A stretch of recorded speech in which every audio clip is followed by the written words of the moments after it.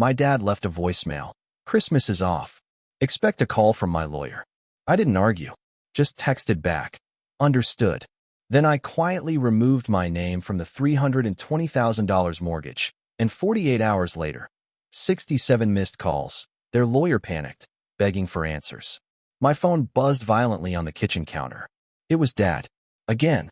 Christmas is off. Expect a call from my lawyer. His voicemail was cold, clipped, the kind of voice he used when he wanted you to feel small. I didn't call back. Didn't argue. I just texted back. Understood. And then, in the cold, calculated calm that washed over me, I opened my laptop. 30 minutes later, my name was gone from the $320,000 mortgage. Their precious house. No longer my problem. 48 hours later, my phone went insane. 67 missed calls. Dad, Mom, Emma. Even a panicked voicemail from their lawyer. The one who had probably advised them on how to strong-arm me. Now he was begging for answers. Jack, we need to talk. This is a misunderstanding. Just, please call your parents. They're very upset. I almost laughed. Upset? I scrolled through the endless notifications. Texts, voicemails, even Emma's frantic messages. Jack, what did you do? Dad's losing it. You can't just cut off family. But they'd done worse for years. And it all started with a dinner I shouldn't have gone to. 3 weeks ago. Jack, I told you. We can't afford to take you on the trip this year, Mom said, barely looking up from her phone. It's a small cabin, and we barely have room.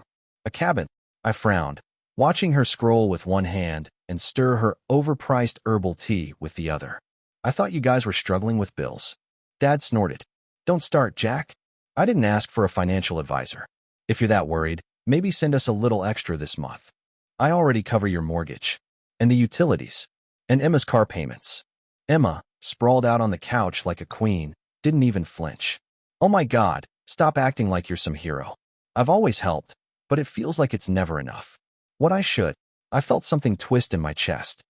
Emma, I helped you pay off your credit card debt last month because you begged. I didn't beg.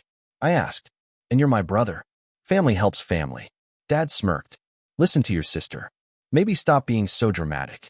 I took a breath, but the words kept coming. Dramatic? You're going on a vacation without even telling me, but I'm the one who's dramatic? It's just a trip, Jack, Mom muttered, her voice laced with that pity I hated. It's not a big deal. Not a big deal. I laughed, a bitter, sharp sound. Got it. Sure. Have fun. I turned to leave, and Dad's voice chased me down the hallway. Don't be like that, Jack. Maybe if you didn't waste money on that tiny apartment, you could actually do something for this family. I froze, the air thick around me. My fists tightened. Okay, I whispered. Got it. 1 week later, I was scrolling mindlessly through Facebook when a photo appeared. Dad, Mom, and Emma, all grinning in front of a luxury cabin. Family trip in Aspen. Our family together at last. Our family. No mention of me. No invitation. Just them and Emma's boyfriend, Zach. My phone buzzed again. Dad. Hey, can you send me another $200? We're running low on cash out here. Internet's spotty, so Venmo is probably best. I stared at the message, then at the photo, the laughter in their faces, the way they held each other close. My fingers moved on their own. Sorry, can't help. Enjoy your family trip. 5 minutes later, Emma's text appeared. Wow, Jack. Seriously? What's your problem? My problem? My problem was that I was a wallet with a face. A backup plan they never even thought about until something broke, until they needed money. And they thought I'd never fight back. They were wrong. I didn't hear from them for a week. A full, blissful week of silence.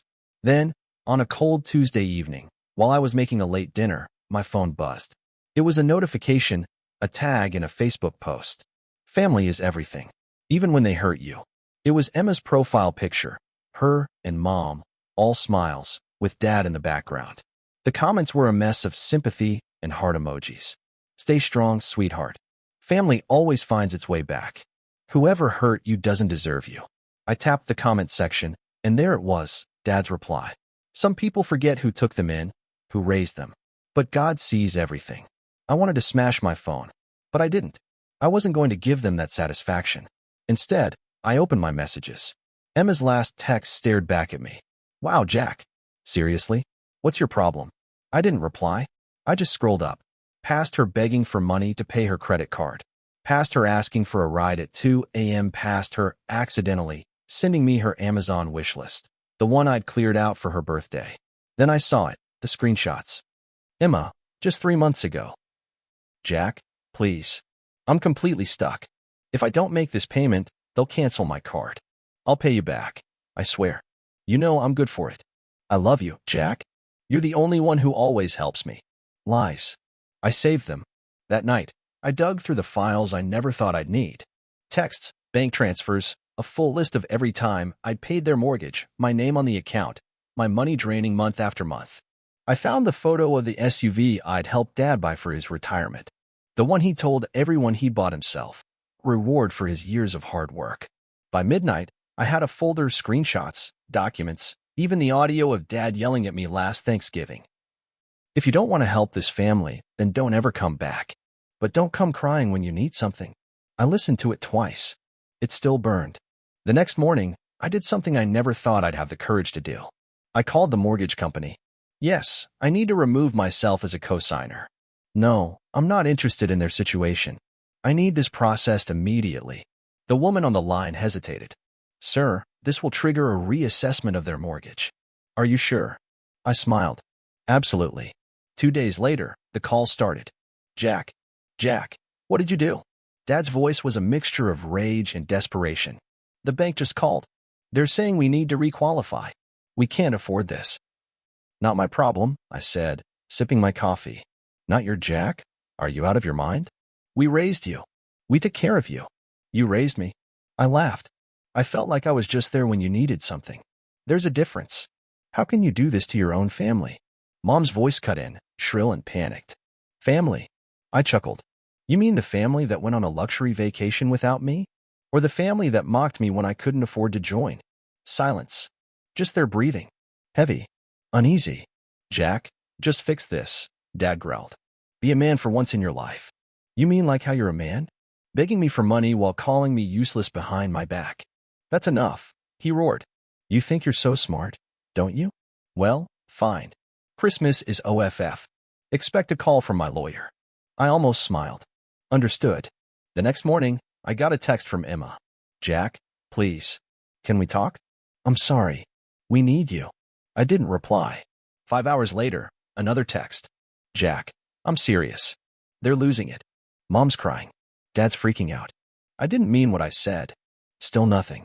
By the evening, my phone was a flashing mess, 23 missed calls.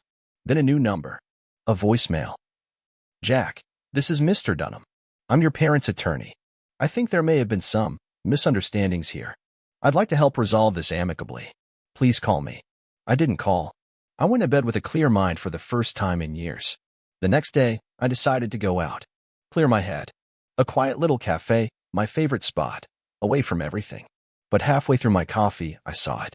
Mom's Facebook status. Sometimes even the ones you love turn on you. We gave him everything. But some people only know how to hurt. And the comments. Dozens of them. People I hadn't seen in years, calling me a monster. A snake. A selfish brat. And then Emma's comment. We did everything for him. He just threw it all away. My blood went cold. Everything for me? Like the time they canceled my birthday dinner because Emma was too tired? Or the time Dad borrowed $5,000 for emergency home repairs and spent it on a weekend in Vegas? Or the years I spent paying their bills while they posted family photos without me? I finished my coffee, tapped my phone, and this time I posted. Sometimes, family is just another word for people who use you. But I'm done being used. The first comment was from Emma. Wow, you're really doing this publicly? Pathetic. Then Mom, I don't even know who you are anymore. I didn't reply. I just attached the folder of screenshots, payments, messages, their fake promises, and hit post. 3 minutes later, the comments turned. Wait, is this real? Jack, they told everyone you left them with nothing. Holy, this is insane. Mom's profile went dark within the hour. Emma's too. But the messages to me didn't stop. My phone lit up like a Christmas tree, 42 missed calls. Then 60. Then 67. And the voicemails. Begging. Screaming. Crying. Dad's final one was a whisper. Jack, you can't do this. Please. Please, just talk to me. I saved it. and I stepped away, letting them face the truth on their own. They thought it was over. They thought their desperate voicemails, their lawyers' empty threats, and Mom's tear-soaked Facebook post would make me fold. That I'd come crawling back, just like I always had. But they didn't know me anymore. Not this version. I set the date for the meeting. A quiet family diner on the edge of town, neutral ground. I chose a booth in the back, where I could see the door. I didn't tell them I was bringing someone else. At exactly 6 p.m., they arrived, Dad, Mom, and Emma. No Zach this time. Just the three of them, looking around nervously. Dad's jaw was tight. Mom clutched her purse like it was a lifeline, and Emma hid behind sunglasses, even though the diner was dimly lit. They slid into the booth, but I stayed silent, watching them fumble with their words. Jack, we don't want this to get any worse, Dad started, his voice forced and tight. We're a family. We can fix this. Can we? I leaned back, folding my arms. Because last I checked, you told me Christmas was off and I'd be hearing from your lawyer. Mom reached out, her hand trembling slightly. Jack, please, we were upset. We said things. You lied about me, I snapped. Publicly. You made me look like a monster while you drained me dry. That's not fair, Emma muttered, her voice muffled behind her sunglasses. You did this. You made it public. I leaned forward. Yeah? Did I make it public when Dad posted that I was just a useless child with a tantrum? Or when you laughed in the comments? Or when you all went on that family vacation without me and posted it everywhere? Dad's face turned red. Enough of this guilt trip. We came here to fix this. But if you want to keep acting so selfish... You're right, I interrupted, cold and sharp. Enough. I'm done pretending. I pulled out my phone, tapped the screen, and hit play. Their voices filled the diner, the recording I'd saved. Dad's voice, dripping with contempt. If you don't want to help this family, then don't ever come back. But don't come crying when you need something. Then another recording, Emma's text notifications. Jack, please, I'm so screwed. If I don't make this payment, they'll cancel my card. I love you, Jack. You're the only one who always helps me. Mom's face went pale. Emma's jaw tightened. You lied about me. Used me.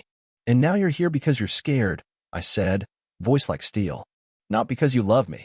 Not because you care. But because you need me. We didn't, Mom began, but I cut her off. I'm not done. I reached into my bag and pulled out a thick, neatly bound folder. I slid it across the table.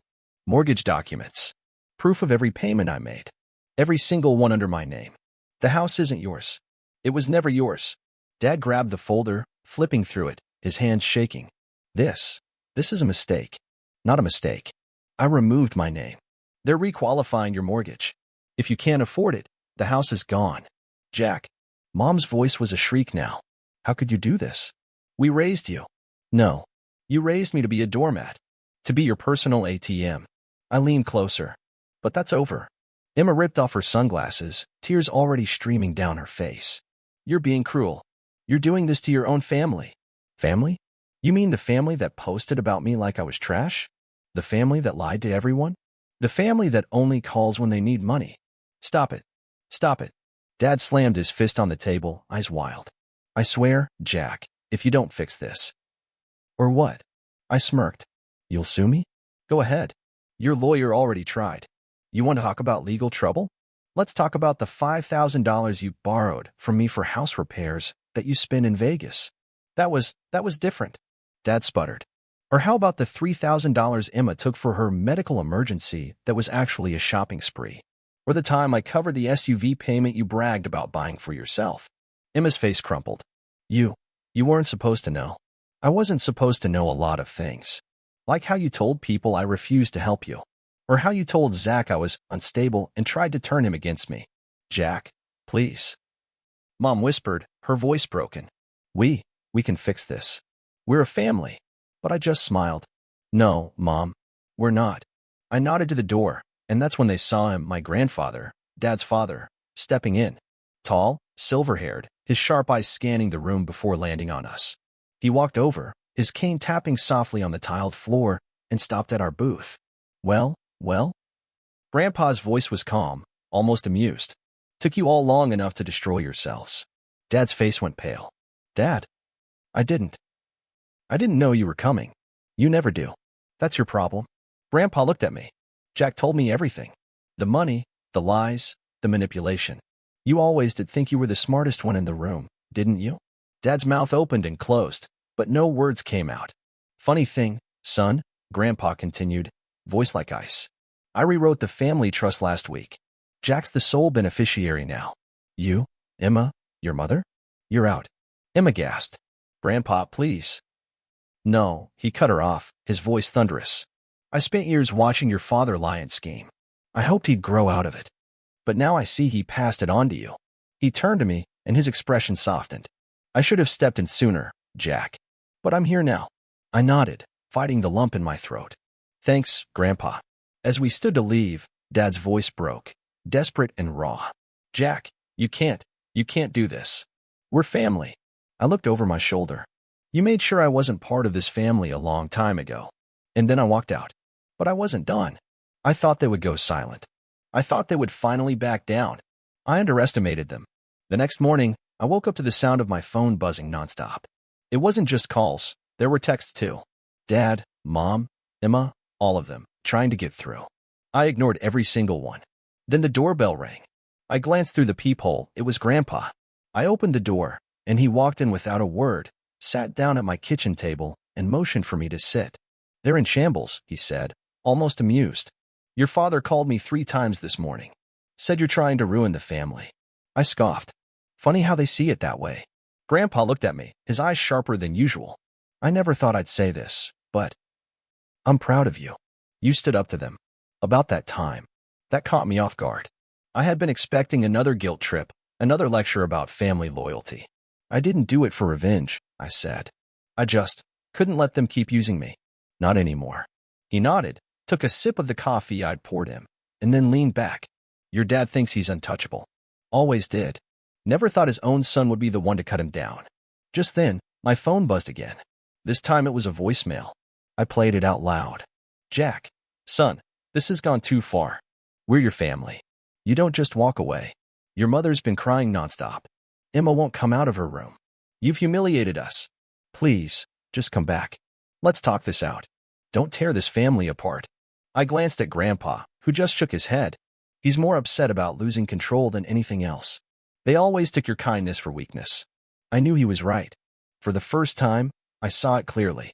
My entire life, I had been the one to make peace, to bridge the gap, to keep the family functioning. I thought it was my duty, but all I was doing was enabling them.